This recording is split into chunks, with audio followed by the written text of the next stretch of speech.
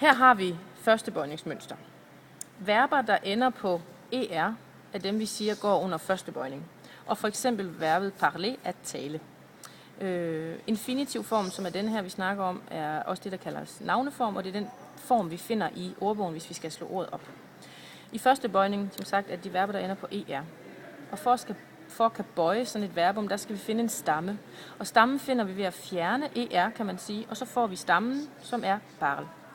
Og den skal vi så bygge nogle endelser på, for at få det her bøjningsmønster, der passer til første bøjning.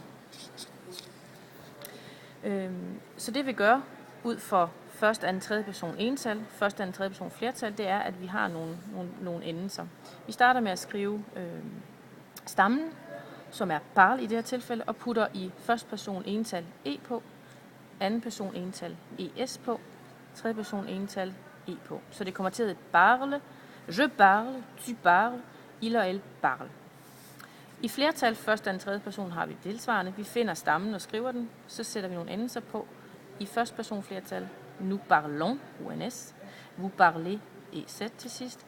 Og tredje person flertal, il parle, med int som endelse. Det er det samme, der gælder for alle de her verber, som ender på er, og det kaldes første bøjning.